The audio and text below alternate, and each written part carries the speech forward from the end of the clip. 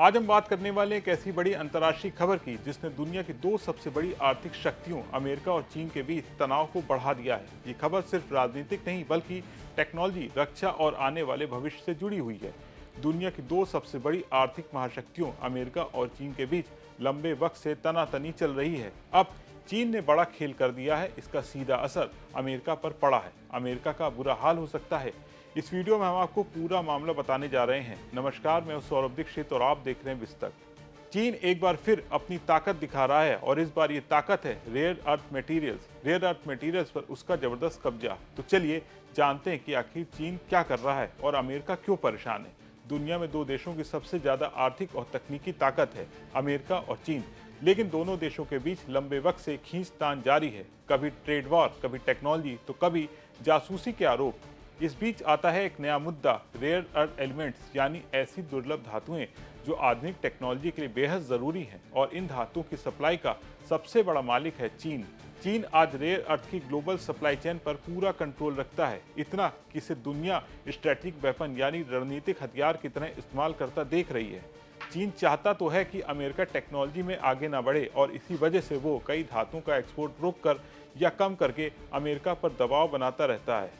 हाल ही में चीन ने कुछ रेयर अर्थ की सप्लाई तो शुरू की है, लेकिन एक बेहद महत्वपूर्ण मटेरियल इट्रियम का एक्सपोर्ट वो तभी भी रोक रहा है। इट्रियम सुनने में भले ही आम लगे, लेकिन टेक्नोलॉजी की दुनिया में इसे सोने से ज्यादा कीमती मानती है। इसका इस्तेमाल होता है high temperature semiconductor, jet engine, missile system, advance coating, laser और स्पेशल सिरमैक्स बनाने में। यानी धातु, रक्षा टेक्नोलॉजी और एरोस्पेस तीनों के लिए बेहद जरूरी है। चीन ने अप्रैल में इसकी सप्लाई 30% कम कर दी है। अप्रैल से पहले अमेरिका इट्रियम का 93% हिस्सा सिर्फ चीन से खरीदता था, बाकी 7% हिस्सा भी चीन में प्रोसेस होकर ही आता था। अब जब चीन ने सप्लाई कम कर दी है तो अमेरिका में इसकी भारी कमी होने लगी है। एक ट्रेडर के मुताबिक अमेरिका में इट्रियम का स्टॉक 200 टन से घटकर सिर्फ 5 टन रह गया है। इंडस्ट्री के जानकारों का कहना है ये स्टॉक कुछ ही महीनों में खत्म हो जाएगा। यानी आने वाले वक्त में अमेरिका की हाईटेक इंडस्ट्री, हथियार निर्माण और कई टेक कंपनियां बड़ी मुश्किल में फंस सकती हैं। अब सवाल उठता है, अमेरिका, कनाडा और ऑस्ट्रेलिया में भी इट्रियम मौजूद है, फिर ये चीन पर निर्भर क्यों? इसका कारण है प्रोसेसिंग क्षमता। रेयर अर्थ को निकालना जितना मुश्किल है, उससे भी ज़्यादा मुश्किल है उसका रिफाइन करना, और चीन पिछले कई दशकों से इस पर काम करके महारत हासिल कर चुका है। दूसरी बड़ी बात, इट्रियम को रिफाइन करने के ज़्यादातर तरीके पर्यावरण के लिए बेहद नुकसानदायक हैं, इसलिए बाकी देशों ने इस क्षेत्र पर उतना ध्यान नहीं दिया। चीन ने जहां भारी निवेश किया, वहीं दूसरे देश पीछे रह गए।